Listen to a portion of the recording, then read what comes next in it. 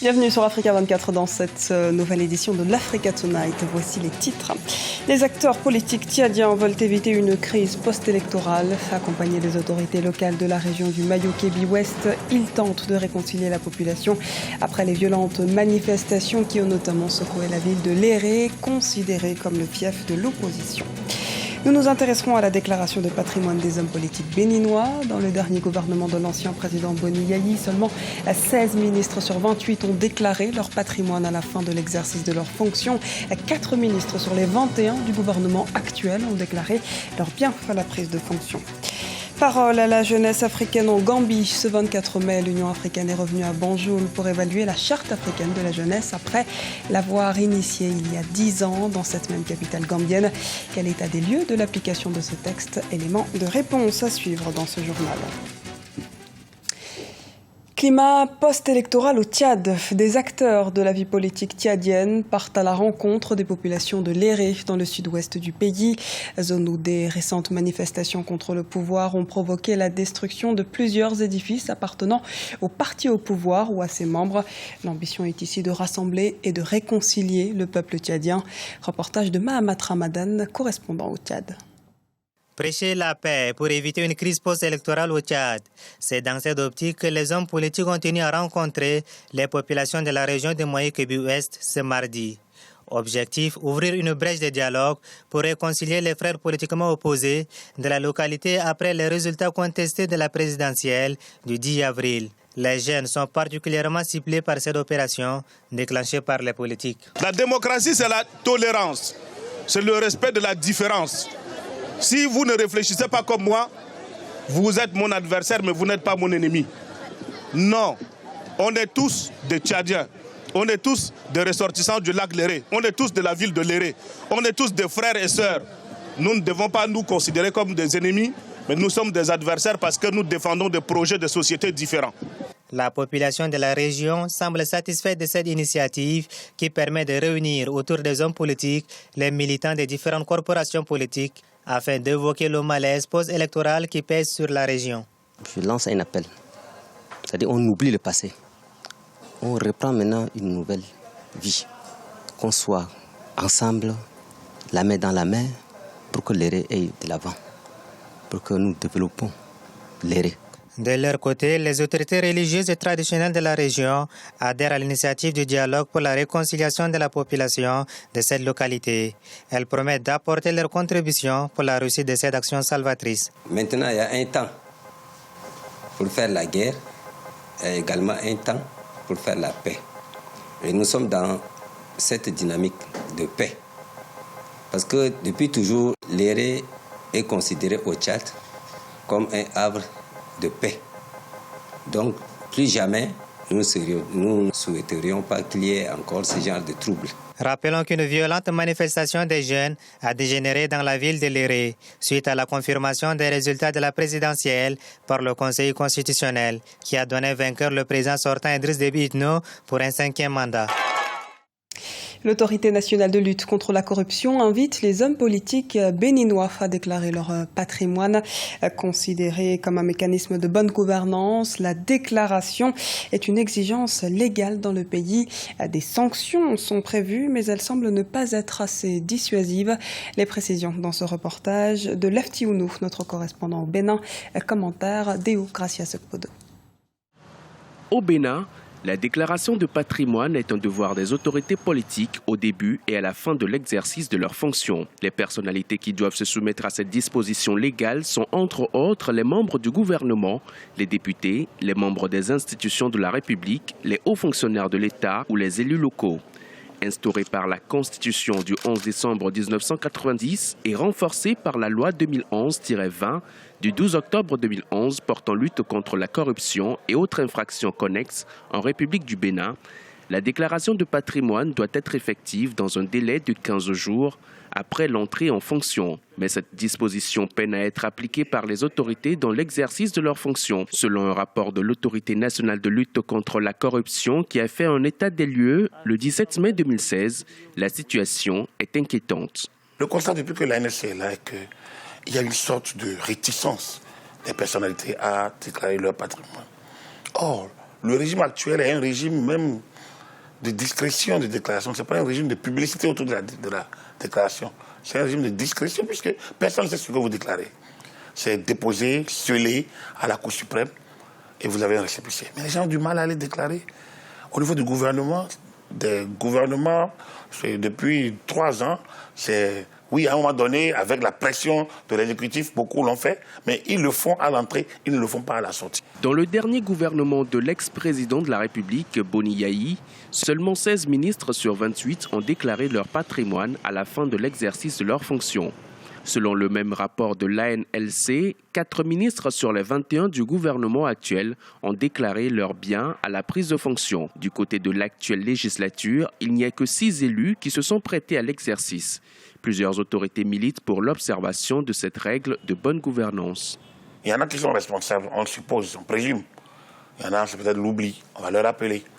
Mais ce que nous rappelons depuis des années et qui ne bougent pas, il va falloir maintenant que nommément on les cite et qu'on puisse les interpeller ou les faire interpeller par acquis de droit afin qu'ils se conforment à la loi.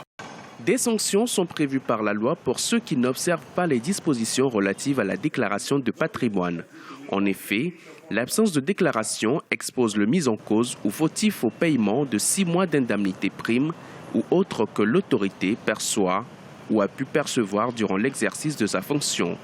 L'Autorité nationale de lutte contre la corruption a souvent brandi ces dispositions et saisi les autorités compétentes sans succès. 25 mai 1963, 25 mai 2016. Ce mercredi marque le 53e anniversaire de la création de l'Organisation de l'Unité africaine, devenue Union africaine en 2002. Durant toutes ces années, les questions de développement, de paix et de sécurité sont restées au cœur des préoccupations. Dotée d'un budget annuel qui tourne autour de 250 millions de dollars, l'institution tente depuis lors de relever les défis que rencontre le continent. Citons notamment la lutte contre le terrorisme ou encore l'accentuation de la bonne gouvernance, sans oublier l'amélioration des conditions de vie des Africains. La jeunesse est également au cœur des priorités du continent et donc de l'Union africaine. Des jeunes Africains ont procédé à l'état des lieux de la Charte africaine de la jeunesse lors du 10e anniversaire de ce texte célébré en Gambie ce 24 mai. Et le bilan semble aujourd'hui assombri par une crise qui frappe la jeunesse africaine. Une situation qui dicte la nécessité d'un changement de paradigme pour de nombreux spécialistes. Précision de Serge Kofi. Banjul, point de ralliement de la jeunesse africaine. En 2006, l'Union panafricaine de la jeunesse adoptait dans la capitale gambienne la Charte africaine de la jeunesse, un cadre politique et juridique destiné à formuler la stratégie pour l'émancipation des jeunes et des activités de développement en faveur de la jeunesse du continent. Aujourd'hui, il s'agit de faire le point de la mise en œuvre de ce texte. Il faut reconnaître que cette charte est là pour les jeunes Africains, mais ce n'est pas tous les jeunes Africains qui sont au courant de l'existence de cette charte-là, à plus forte raison le contenu. Et les gouvernants aussi, il faut reconnaître qu'il faut les pousser, il faut les interpeller par rapport à la mise en œuvre de cette charte africaine. C'est un événement incontournable pour nous, la jeunesse, pour évaluer les acquis et savoir qu'est-ce qui n'a pas marché et quelles sont les responsabilités. De ne pas toujours indexer les États, mais aussi d'interroger les organisations de jeunesse pour voir comment est-ce qu'on peut pousser. C'est pourquoi, à notre niveau, au niveau de la Commission de la jeunesse africaine, nous avons voulu pousser un agenda de notre propre responsabilisation, de qu'est-ce que nous on fait pour que désormais les choses se passent bien. La rencontre Banjul Plus 10 est vue par beaucoup comme un moment crucial. Elle se tient dans un contexte de vulgarisation de l'agenda 2063 de l'Union africaine. L'institution devra aussi se choisir un président de la commission en juillet prochain au Rwanda. Et les attentes des jeunes sont de plus en plus grandes par rapport à celui qui devra porter leurs préoccupations auprès des chefs d'État africains. E venho também dizer que apoio a candidatura da Guinée équatoriale. Nous appuyons la candidature de la Guinée équatoriale à la présidence de la Commission de l'Union africaine, vu que nous avons besoin d'un représentant fort qui pourra aider les jeunes à prendre des décisions pour leur pays. Nous précisons aussi à notre point de vue que le candidat équato-guinéen a un programme fort qui permettra aux jeunes d'être capables de défendre la culture de la paix et de travailler pour que les pays africains aient une union forte. Les jeunes représentent les 3/5 de la population de chômeurs en Afrique et plus de 50% de cette frange vit sous le seuil de pauvreté. De cette rencontre de Banjul, il est entendu des mesures clés qui seront incluses dans la feuille de route réclamée par les chefs d'État qui attendent des propositions concrètes. Nous venons de le voir, les défis qui attendent les jeunes Africains sont nombreux. On retrouve notamment le problème du chômage. Au Cameroun, le fléau devient de plus en plus inquiétant en dépit de la mise en place par le gouvernement du plan triennal pour la jeunesse. Pourtant, entre 2012 et 2014, plus de 600 000 emplois auraient été créés, encore insuffisants pour résorber le chômage des jeunes, comme nous l'explique ce reportage de Viviane Baoken, correspondante au Cameroun. Le chômage des jeunes est inquiétant au Cameroun. Constat fait par le ministre de l'Emploi et de la Formation professionnelle en décembre 2014 dans un éditorial qu'il a signé au sein du magazine de son département ministériel. Un diagnostic très peu reluisant au vu des efforts consentis par l'État. Depuis les années 80, les modules de recrutement spéciaux et directs à la fonction publique ont favorisé l'insertion de certains jeunes. C'est le cas en 2011 avec l'opération de recrutement de 25 000 jeunes à la fonction publique. Malgré ces efforts, la demande reste croissante avec près de 150 000 nouveaux demandeurs chaque année. Avec le développement des secteurs des TIC, certains jeunes ont compris la nécessité de migrer vers l'auto-emploi en créant des start-up qui aujourd'hui garantissent leur autonomie. Quand nous avons commencé l'auto-emploi, c'était en fin 2007 par là.